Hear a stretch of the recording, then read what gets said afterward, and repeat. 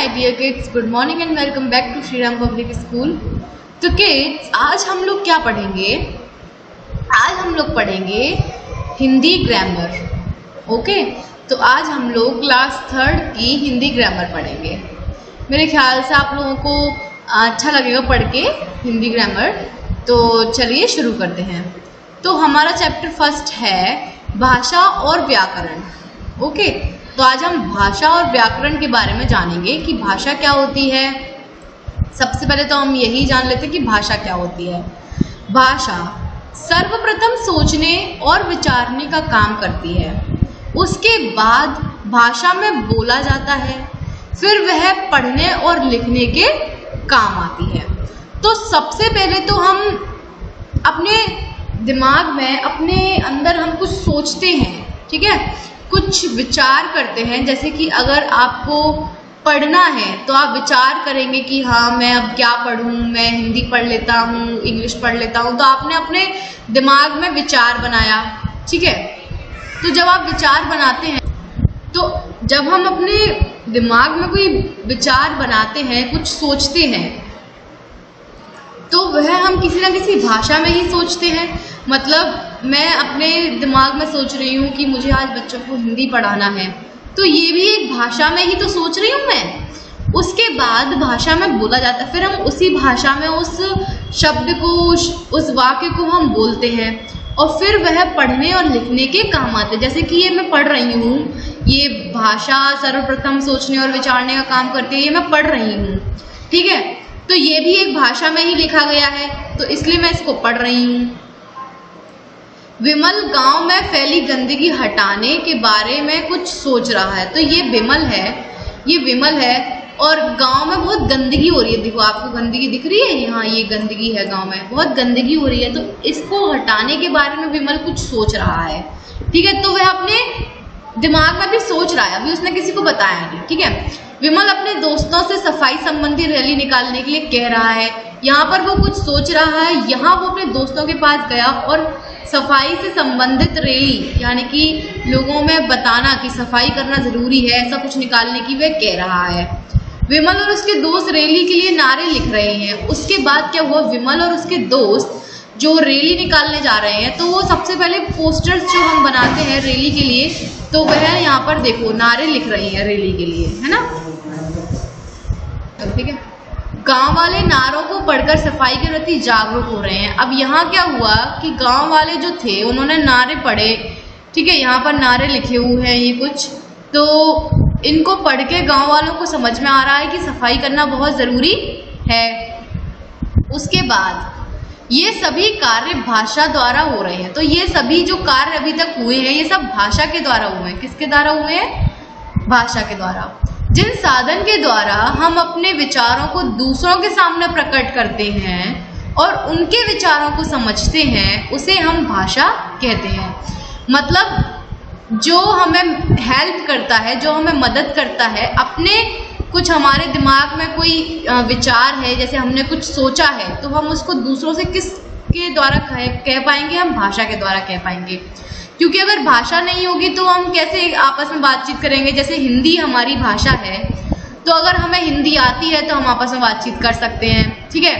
अब अगर हम किसी विदेशी सिटी में जाएंगे तो वहाँ पर जैसे उनको हिंदी नहीं आती, तो हम आपस में बातचीत नहीं कर पाएंगे, क्योंकि हमारी भाषा को वह नहीं समझ पा रहे हैं और उनकी भाषा को हम नहीं समझ पा रहे हैं। यानी कि भाषा एक साधन है, भाषा बहुत ज़रूरी है। अगर हमें अपने मन के विचार किसी से कहने हैं, मन के भाव हमारे जो हैं वो किसी से कहने हैं, तो उसके लिए भाषा बहुत ज़रूरी है। क्योंकि अगर भाषा नहीं होगी तो हम कैसे बोल पाएंगे?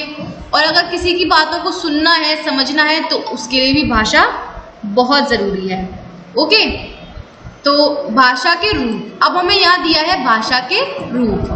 तो भाषा के 2 रूप होते हैं। कितने रूप होते हैं? 2। एक होता है मौखिक भाषा और एक होता है लिखित भाषा। अब मौखिक भाषा क्या होता है, यह हम देखते हैं।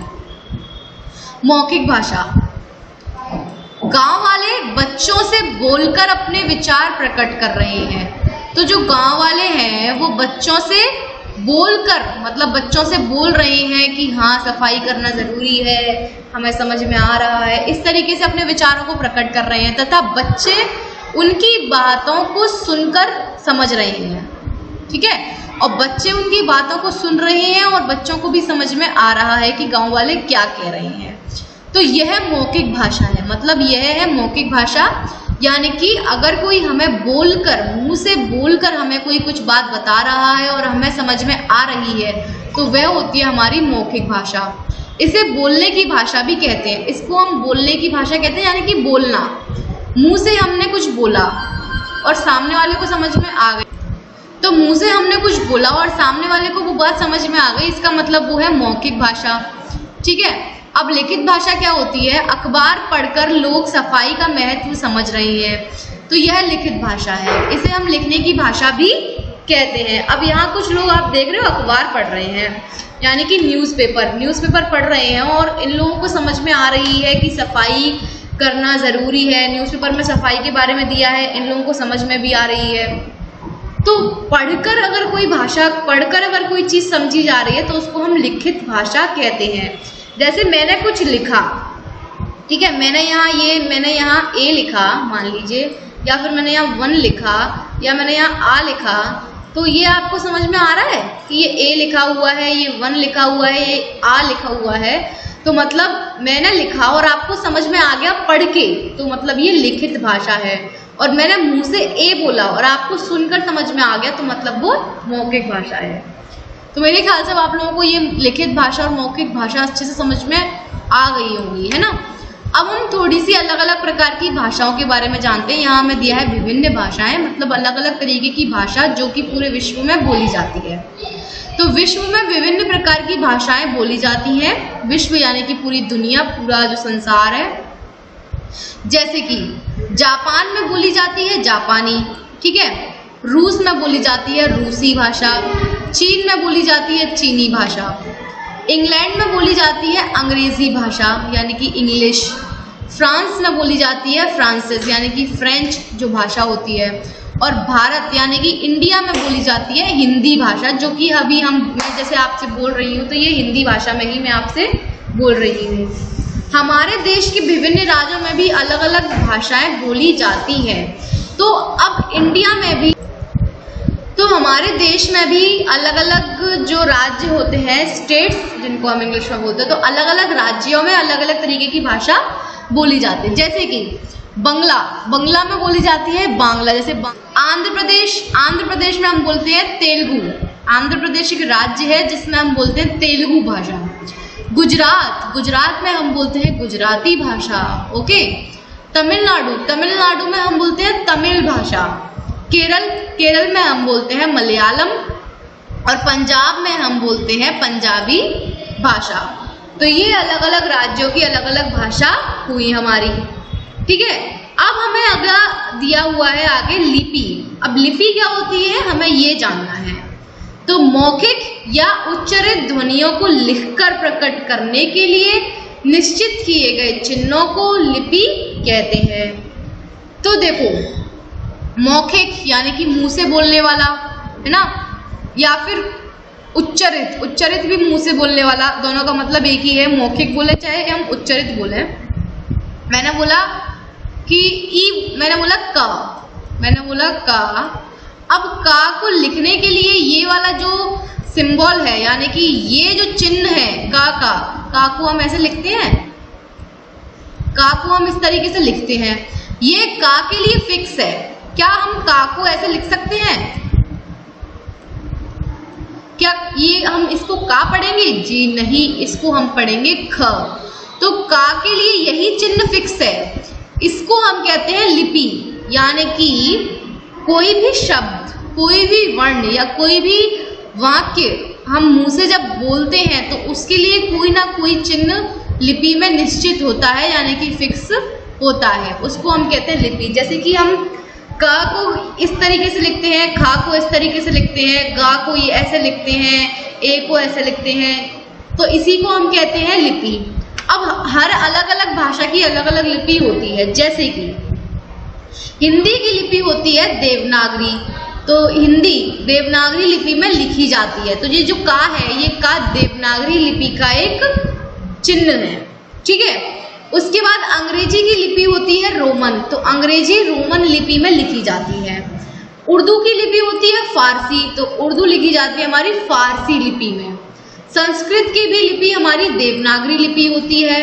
और पंजाबी की लिपि होती है हमारी गुरमुखी, तो पंजाबी लिखी जाती है गुरमुखी लिपि में, ठीक है। तो हर लिपि में अलग अलग अक्षर के लिए अलग अलग चिन्ह फिक्स होते हैं। यहाँ पर हिंदी लिपि के बारे में बात चल रही है, तो हिंदी में ये आपको चिन्ह पता ही है, आपने पूरी वर्णमाला पढ़ी है, ठीक है। आगे हमें दिया है व्याकरण। अब व्याकरण में हमें क्या दिया है, विवा स्कूल जाता है, तो विवा स्कूल जाता है, सूरज से पूरब निकलता है, हम आइसक्रीम खाऊंगा। उपर्युक्त चिन्हों के नीचे लिखे वाक्य गलत है, सही वाक्य इस प्रकार है। तो देखो ये हमें एक पिक्चर दी है, यहाँ पर लिखा है विवाह स्कूल जाता है, तो क्या ये सही है? क्योंकि देखो अगर जाता है तो मुझे तो यहाँ एक लड़की दिख रही है, क्योंकि स्कर्ट पहने हुए है, बालों की चोटी बनाए हुए है, तो ये तो एक लड़की है। फिर यहाँ जाता है कैसे लिखा है ना। सूरज से पूरब निकलता है, सूरज से पूरब निकलता है, पूरब से सूरज निकलता है, ये भी गलत है। हम आइसक्रीम खाऊंगा, अब हम आइसक्रीम खाऊंगा ये कैसा सेंटेंस हुआ? ये तो या तो मैं आइसक्रीम खाऊंगा होता, या फिर हम आइसक्रीम खाएंगे होता। तो उपर्युक्त चित्रों के नीचे लिखे वाक्य गलत है, ये सब वाक्य गलत है। सही वाक्य इस प्रकार है कि विवाह स्कूल जाती है, सूरज पूरब से निकलता है, और मैं आइसक्रीम खाऊंगा, ये सही है। तो व्याकरण भाषा को सही सही बोलना, पढ़ना और लिखना सिखाता है। व्याकरण हमें क्या सिखाता है, यानी कि ग्रामर। तो ग्रामर हमें हमारी जो भाषा है उसको ठीक से बोलना, पढ़ना और लिखना सिखाता है। अतः भाषा के प्रयोग में कोई गलती ना हो, इसलिए व्याकरण का ज्ञान आवश्यक है। तो अब हमें व्याकरण पढ़ना क्यों है, व्याकरण हम क्यों पढ़ते हैं, क्यों पढ़ना पड़ेगा?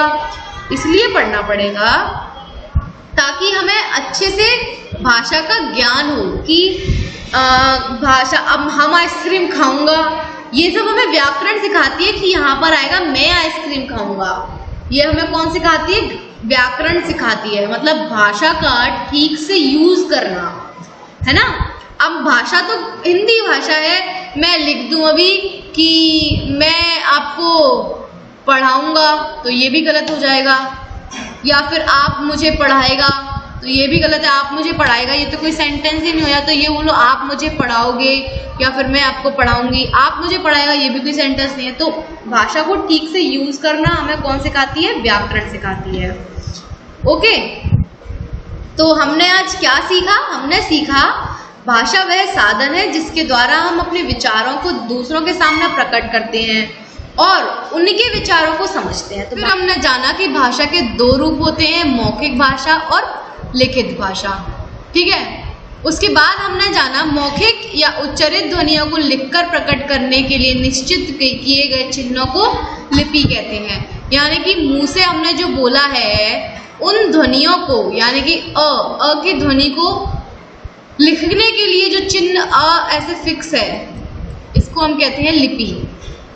और अगला हमने पढ़ा व्याकरण भाषा को सही सही बोलना, पढ़ना और लिखना सिखाता है। तो व्याकरण हमें क्या करता है? व्याकरण से हमें क्या मदद मिलती है? भाषा को ठीक से इस्तेमाल करना, भाषा को ठीक से यूज करना हमें कौन सिखाता है? हमें सिखाता है व्याकरण।